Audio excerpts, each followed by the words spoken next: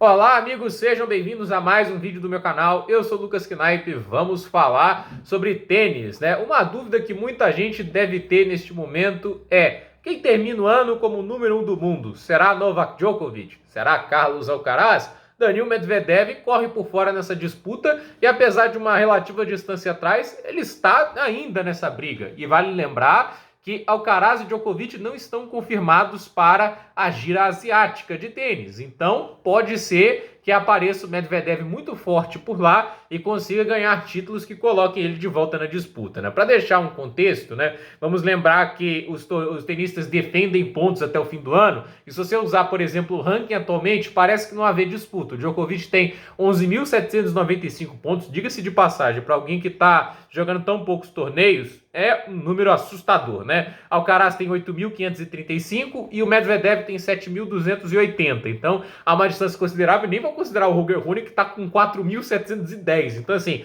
a distância dos três primeiros para os demais é muito grande, né? E assim, você parece olhar para esse gráfico e pensar, que disputa aí, né? A gente tem que lembrar que o Djokovic defende vários títulos na última temporada, 3 mais especificamente falando. Tel Aviv, se não me engano, ele ganhou, não sei se foi na Basileia, acho que não foi no Cazaquistão, em Astana.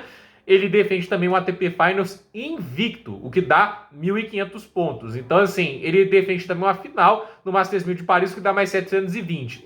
Na somatória de tudo aí, a gente sabe que o Djokovic está perto de 3.000 pontos de defesa, e temos que lembrar, ele está um pouco mais de 3.000 à frente do Alcaraz, que não defende pontos, né? O Alcaraz defende alguns, né? Ele tem algumas campanhas nos torneios menores, mas muito menos para defender do que o Djokovic. O Medvedev tem até um título para defender, mas esse ano há a presença da gira asiática mais forte, inclusive com a adição de um Masters 1000, onde o Djokovic não vai jogar, que é o Masters 1000 de Xangai, e Carlos Alcaraz é dúvida porque parece estar tomando um tempo para se preservar fisicamente, talvez pensando na gira europeia. Não sabemos se ele vai pular a gira asiática inteira. Mas para colocar sobre contexto, a gente está tendo nessa semana os torneios de Zhuhai, né, e Chengdu, os dois na China, 2 ATP 250, e a gente no fim de semana vai ter a Laver Cup, né, que é um torneio de exibição.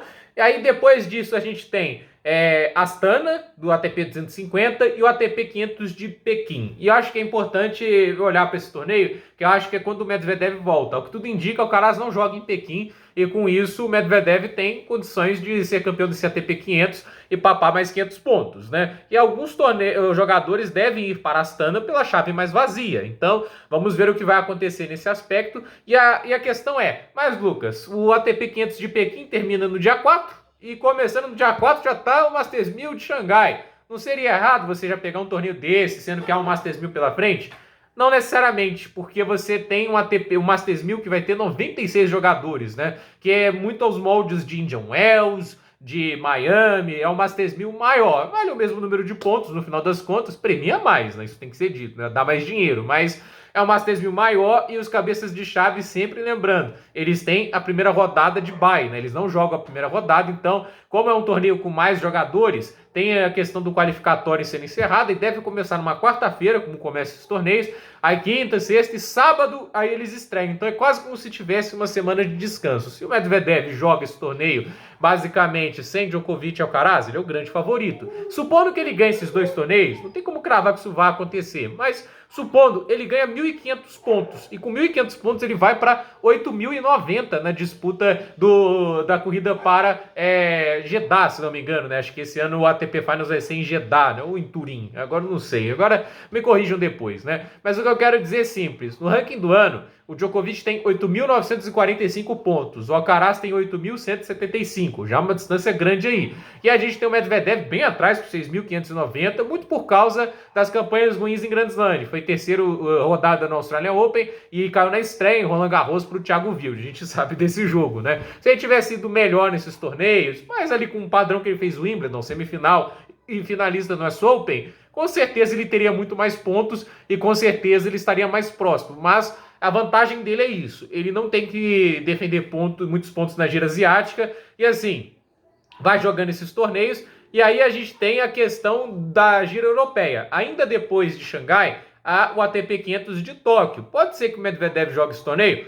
Pode, mas eu acredito que não, porque ele defende pontos em Viena. Óbvio, ele pode pensar, Japão deve ter uma chave vazia, né? O Tóquio, porque é logo na sequência de Xangai. Se ele é campeão, eu acho difícil ele jogar por lá. Mas a questão é, você tem esse início do torneio de Tóquio e vai estar ali acontecendo no mesmo momento já torneios da chave europeia ATP 250 em Antwerp e em Estocolmo. Eu acredito que o Medvedev deve focar nos ATPs 500, né? E assim, ele pode pular essa semana para ir para Viena ou Basel. E aí a gente não sabe o que vão fazer Djokovic e Alcaraz. A minha aposta é que o Djokovic já vai direto para Paris. Pode ser que eu esteja equivocado, mas é a minha aposta. Eu acho que o Djokovic vai direto para Paris. Eu acho que ele não vai se importar em perder esses torneios, até porque eu acho que ele é um cara que está brigando pelos grandes torneios, né? E assim, você tem esses torneios, né? Viena, Basel, né? Pode ser que tanto Alcaraz e Medvedev joguem o mesmo torneio, mas por ser dois ATPs 500 diferentes, eu acredito que ambos vão jogar um deles, né?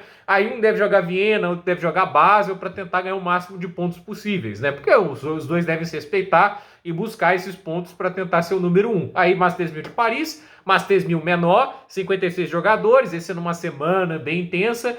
E aí depois disso a gente tem dois ATP 250 na sequência de Paris, Tel Aviv e Mugello, né? Tel Aviv, Djokovic defende 250 pontos. E é claro, a gente tem o ATP Finals em Turim, né? Jeddah é o ATP Next Gen, né? Que é da nova geração, né? Que ninguém se importa. Mas assim, tem gente que se importa. Eu, pessoalmente, até porque eu não gosto do formato de sets de 4 games, né? Mas aí a gente tem o ATP Finals em Turim no dia 12 de fevereiro. Então, aí a gente sabe 1.500 pontos, né? Cada vitória no final contabiliza acho que 300 pontos. Então, se você ganha um jogo na fase de grupos, 300 pontos. Aí 300 pontos, eu não sei se vai ter pontuações maiores para as vitórias na semifinal, na final, né? Pode ser que na fase de grupos sejam 200 pontos para cada jogo. E aí depois tem os pontos maiores para a semifinal, mas no contexto geral, um ATP Finals vale 1.500 pontos. E eu quero dizer isso no sentido de Djokovic defende 1.500 pontos, Alcaraz e Medvedev não defendem nada nesse torneio. Então, a ver o que vai acontecer. Eu acho que, como eu disse, o foco do Djokovic é ser o jogador dos grandes torneios, né? Grand Slams, Masters 1000, ele vai lutar por esse tipo de título agora. Vai jogar, obviamente, um ATP 500, um ATP 250 ali, para não perder o ritmo, mas o foco dele é ser o melhor atleta possível para os grandes torneios que estão pela frente, principalmente os Grand Slams. Por isso que ainda há uma janela aberta para o número 1 do mundo, mesmo com o Djokovic no momento tendo uma vantagem grande no ranking atual, né? Mas isso pode acabar mudando pelos pontos que ele tem que defender. Gente, por esse vídeo é isso. Dúvida nos comentários, deixe seu like, se inscreva no canal, compartilhe esse vídeo e até o próximo vídeo.